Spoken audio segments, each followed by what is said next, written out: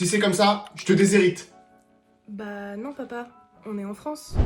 T'as peut-être déjà entendu ça, de la part de tes parents, dans un repas de famille ou dans un film. Mais bonne nouvelle, en France, techniquement, c'est très difficile.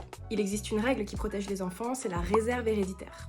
La réserve héréditaire, c'est la partie de l'héritage qui revient de droit aux enfants, et dont le défunt ne peut pas disposer comme il le souhaite. Cette réserve se calcule selon le nombre d'enfants. S'il y a un enfant, l'héritier a droit à la moitié de l'héritage. 2 enfants, les 2 tiers de l'héritage. 3 enfants et plus, les 3 quarts de l'héritage. La partie de l'héritage dont peut disposer le défunt comme il le souhaite s'appelle la quotité disponible. Donc tes parents peuvent donner cette partie à qui ils veulent. Ça peut être à toi en plus de ta réserve, à leur ami d'enfance, à la voisine ou à une association. Mais ils ne peuvent techniquement pas toucher à ta réserve, donc tu es protégé sur cette partie de l'héritage. Tu connais normalement tes frères et sœurs, mais les histoires d'enfants cachés sont très fréquentes. Lors du décès, il peut arriver que des enfants soient découverts et viennent réclamer leur part de la succession. Et sache qu'ils ont tout à fait le droit. Les enfants communs, les enfants d'une première union et même les enfants issus de l'adultère sont tous égaux. Donc l'héritage sera partagé entre tout ce petit monde. J'ai dit que déshériter un enfant était difficile, mais c'est pas 100% impossible. Il existe en effet quelques moyens légaux pour que tu ne touches rien du tout.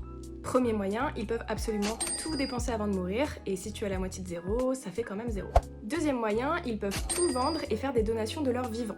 Mais tu seras quand même protégé parce que la plupart du temps, ces donations seront remises dans le calcul final pour conserver une certaine égalité. Troisièmement, ils peuvent ouvrir une assurance vie, mettre toutes leurs économies sur cette assurance vie et désigner un bénéficiaire qui n'est pas toi. Mais pas de panique, si c'est vraiment toutes leurs économies, les primes seront considérées comme des primes manifestement exagérées et tu pourras faire valoir ton droit de réintégrer ces primes au calcul final pour conserver l'égalité.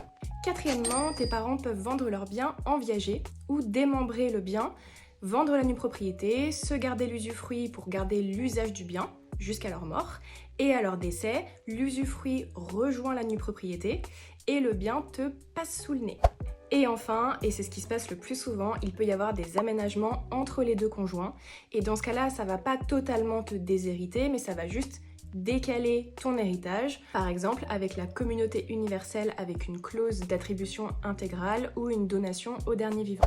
Mais attention quand même, certaines de ces stratégies peuvent être contestées par le juge parce qu'elles peuvent être considérées comme une intention frauduleuse de priver les héritiers réservataires de leurs droits. Donc la prochaine fois qu'après une dispute, tes parents te disent que tu ne toucheras pas un centime de l'héritage, tu sauras quoi leur répondre. Je pense que je ferai plusieurs vidéos sur l'héritage, donc si tu veux pas les louper, abonne-toi.